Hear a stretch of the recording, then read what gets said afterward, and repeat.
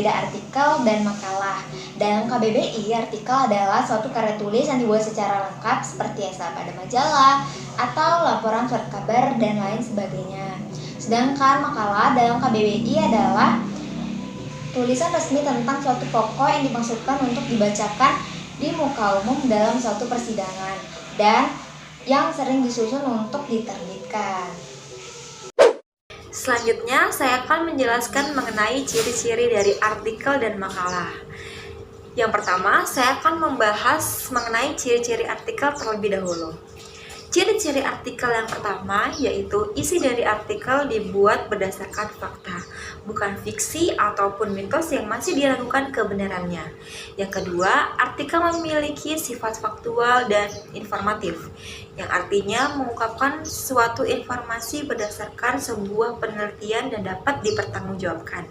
Yang ketiga, dalam artikel tidak hanya berisi opini saja, namun juga turut didukung dengan berbagai data pendukung dan analisis dari penulis.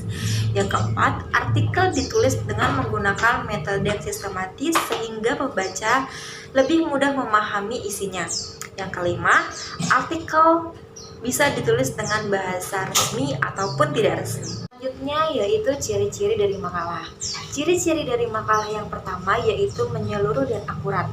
Sebuah makalah harus membahas suatu permasalahan secara menyeluruh, akurat, lengkap, dan tuntas. Dengan begitu, berbagai pertanyaan yang mungkin akan diajukan oleh calon pembaca dapat dijawab oleh isi makalah tersebut. Yang kedua, memiliki sumber yang dapat dipercaya. Dalam setiap pembuatan makalah, tentunya terdapat sumber lain yang dijadikan rujukan, baik itu karya tulis dari penulis lain yang sudah diterbitkan ataupun dari sumber lainnya. Sumber informasi tersebut haruslah berdasarkan dari pihak yang memiliki kredibilitas di bidang tertentu dan isinya dapat dipercaya. Yang ketiga yaitu seimbang. Setiap makalah yang baik akan membahas suatu permasalahan secara objektif dan seimbang, dengan memperhatikan kekuatan dan kelemahan berbagai pihak. Isi makalah yang baik tidak memberikan kritik tanpa dasar dan tidak akan menyerang pihak lain dengan prasangka. Yang keempat, penulisannya kreatif. Dalam hal ini, makalah yang baik tidak hanya menyajikan fakta secara ilmiah, tetapi juga menyajikan dengan cara yang menarik dan mudah dimengerti. Misalnya menyajikan fakta-fakta dengan tertata, dianalisis, dipadukan, dan digunakan berdasarkan dasar asumsi dengan kreatif namun tetap orisinal. Yang kelima yaitu tertata dengan baik. Dalam penulisan sebuah makalah yang baik harus memiliki tujuan yang jelas dan tertata dengan baik dan rapi. Penulisan kalimat transisi yang tepat di setiap bagian dapat membantu mempermudah pembaca memahami isi suatu masalah. Selanjutnya, kita akan membahas mengenai struktur penulisan artikel maupun makalah. Nah, dari keduanya ini mempunyai perbedaan, maka dari itu kita akan membahas satu persatu. Yang pertama ada struktur artikel. Di dalam struktur artikel ini terdiri dari judul. Judul biasanya disusun maksimal 14 kata dalam tulisan berbahasa Indonesia, 10 kata dalam bahasa Inggris. Nah, lalu yang kedua ada nama penulis. Nama penulis ditulis tanpa gelar akademik ataupun gelar kebangsaan. Apabila ada lembaga tempat penulis bekerja, maka ditulis dalam catatan kaki yang disertai alamat yang bisa dihubungi, misalnya seperti email ataupun alamat kantor maupun rumah. Lalu yang ketiga ada abstrak. Abstrak disusun dalam satu paragraf maksimal 100 kata. Yang keempat ada kata kunci, yaitu berupa kata-kata penting dalam tulisan. Yang kelima ada pendahuluan, biasanya berisi uraian tentang latar belakang, masalah tujuan, dan manfaat. Pendahuluan ditulis tanpa subjudul dan disusun maksimal 20% dari keseluruhan tulisan. Nah, lalu yang keenam ada bagian inti atau pembahasannya, terdiri atas beberapa subjudul yang berisi uraian tentang masalah yang dibahas dan disusun maksimal 70% dari keseluruhan. Lalu yang ketujuh ada penutup atau kesimpulan dan saran. Ini berupa intisari hasil pembahasan yang disusun maksimal 10% dari keseluruhan tulisan. Dan yang terakhir ada daftar rujukan yang memuat sumber-sumber yang dirujuk. Sumber rujukan ini menggunakan sumber buku ataupun jurnal maksimal 10 tahun terakhir. Nah, dari struktur artikel yang telah disebutkan tadi, itu termasuk ke dalam struktur non-penelitian. Lalu bagaimana dengan struktur artikel penelitiannya? Intinya sama, strukturnya sama seperti yang telah disebutkan, akan tetapi sebelum masuk ke dalam pembahasan, kita harus mencantumkan tinjauan pustaka dan hasil penelitiannya. Lalu kita akan membahas mengenai struktur penulisan dalam makalah yang terdiri dari 4 bagian. Yang pertama ada bagian pendahuluan, yang kedua ada pembahasan, yang ketiga ada penutup, dan yang keempat ada daftar pustaka. Nah, di dalam bagian pendahuluan ini menjelaskan tentang topik yang akan dibahas, mengapa sih topik tersebut penting untuk dibahas, serta seperti tujuan penulisan membuat makalah itu dicantumkan dalam bagian pendahuluan. Adapun makalah yang berbasis penelitian, hipotesisnya dapat disertakan di dalam bagian pendahuluan. Lalu yang kedua ada bagian pembahasan. Nah, di bagian pembahasan ini menjelaskan tentang topik dan subbagian dari topik dengan menyertakan data-data pendukung atau referensinya. Lalu yang ketiga ada bagian penutup, biasanya berisikan seperti kesimpulan dan saran. Dan yang keempat ada daftar pustaka. Daftar pustaka ini menyebutkan sumber-sumber rujukan yang digunakan dalam pembuatan makalah. Nah, ada tambahan, kita bisa mencantumkan lampiran di dalam makalah, tapi ini hanya bersifat pelengkap saja. Apabila terdapat grafik atau angka maupun deskripsi verbal yang dianggap sangat penting, itu bisa dicantumkan di dalam lampiran. Selanjutnya, ada jenis-jenis artikel dan makalah. Jenis artikel yang pertama ada deskripsi. Artikel deskripsi adalah jenis artikel berupa karangan yang menggambarkan tentang suatu hal kepada pembacanya, sehingga pembaca seolah-olah dapat merasakan, melihat, dan mendengar isi dari deskripsi. Yang kedua ada narasi. Artikel narasi adalah jenis artikel yang isinya menceritakan tentang rangkaian peristiwa secara sistematis, atau awal, tengah, dan akhir cerita. Di dalam narasi terdapat tokoh, konflik, dan penyelesaian masalah. Contoh narasi ada biografi, autobiografi, dan kisah pengalaman. Yang ketiga ada argumentasi.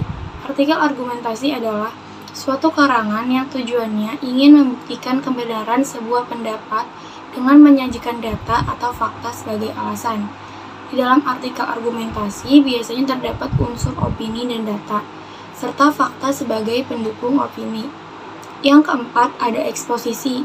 Artikel eksposisi adalah jenis artikel yang isinya menjelaskan atau memberikan informasi mengenai suatu topik agar menambah pengetahuan pembacanya. Artikel ini biasanya dilengkapi dengan gambar, grafik, dan informasi pendukung lainnya. Yang kelima ada persuasi. Artikel persuasi adalah artikel yang isinya bertujuan untuk mempengaruhi pembaca sehingga bersedia melakukan sesuatu yang dianjurkan oleh si penulis dalam karangannya. Artikel seperti ini banyak digunakan dalam kampanye-kampanye, misalnya kampanye anti narkoba yang isinya menjelaskan tentang bahaya narkoba. Selanjutnya ada jenis-jenis makalah. Yang pertama ada makalah deduktif. Makalah deduktif yaitu makalah yang dibuat berdasarkan kajian-kajian yang teoritis dan relevan dengan topik yang dibahas dalam makalah. Yang kedua ada makalah induktif. Makalah induktif yaitu makalah yang dibuat berdasarkan data-data empiris yang bersifat objektif sesuai dengan yang diperoleh di lapangan dan relevan dengan topik yang dibahas. Yang ketiga ada makalah campuran. Makalah campuran yaitu makalah yang dibuat berdasarkan data-data empiris dan juga kajian-kajian teoritis.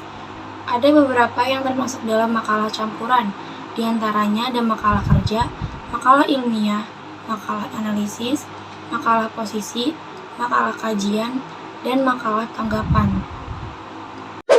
Tujuan penulisan artikel dan makalah. Tujuan penulisan artikel dibagi menjadi 7. Yang pertama, tujuan penugasan. Misalnya, seorang siswa diberikan tugas untuk menulis sebuah artikel.